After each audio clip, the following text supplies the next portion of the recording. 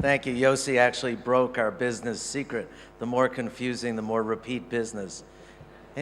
Anyway, Mr. President, everyone in attendance, and especially Yossi. By the way, Tom, I agree with you. He's a great ambassador for new media, but I think he's even a bigger ambassador as a member of the State of Israel. And Mr. President, with all due respect, I recommend you declare him a national mensch. So if I were here maybe 5 or 10 years ago talk about the future of entertainment, I would tell you the way Hollywood thinks about entertainment, which is we made a tornado movie and it did a lot of business. So the future of entertainment is tornado movies. And there would be 5 more tornado movies made by all the studios.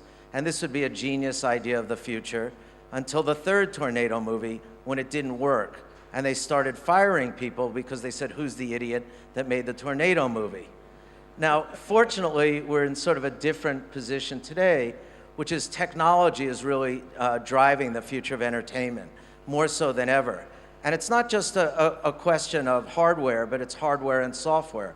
So to give you examples, whether it's HD and television, whether it's an iPhone or an iPad or wherever it is in the full, whether it's internet-enabled television, whether it's TiVo, wherever, there's constant changes in hardware.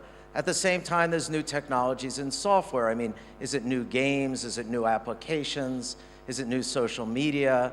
Is it 3D? Look what Jim Cameron managed to accomplish in Avatar in terms of creating a new look. So suddenly this complacent landscape is thrown into a complete tizzy, which is how do you keep up with these changes in hardware? How do you keep up with these changes in software? And how do you predict the future? And actually, IMAX has been one huge beneficiary of that, because in the home you have these bigger television sets with better images, high definition, higher resolution. You have movies, you have games, you have all kinds of things. You have whether it's Nintendo or PlayStation. So people who don't want to just stay on their couch all the time, they want to do something else, they want something special.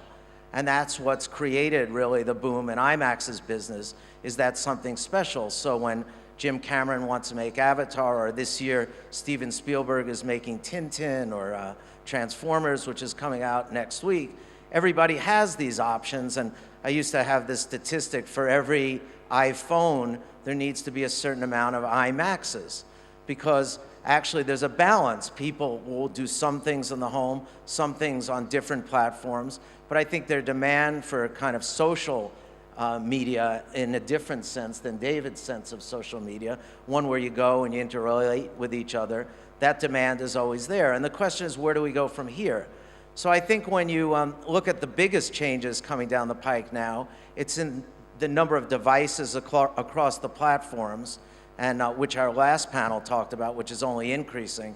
And then the second thing is really the new technology in making images. So 3D is one example of that. As I said, HD is another example of that.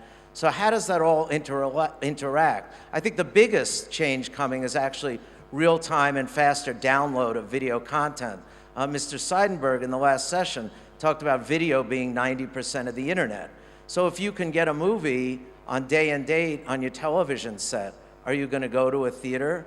What platform are you going to watch it on? And what time are you going to watch it on? And this has created tremendous disruption in Hollywood now, because the studios think they can make more revenue by releasing a movie on day one across every platform, charge everyone on every platform.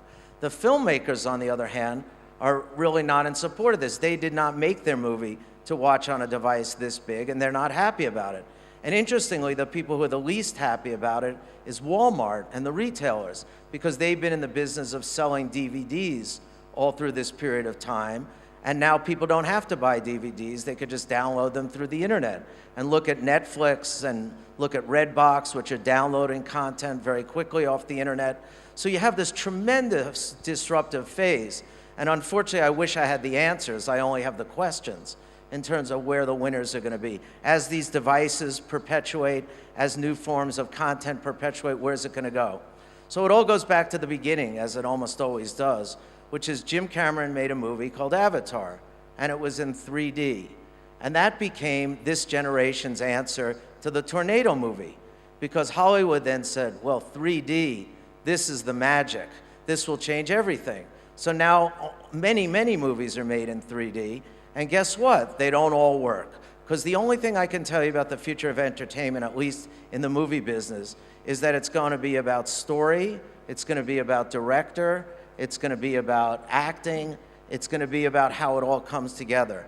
And I think, as I said, I think the trap is to focus too much on all these changes in devices. And remember, at the end of the day, it's about the things that Shakespeare did and people did before Shakespeare, which is tell a good story and figure out how to adapt it to the new technologies. Thank you.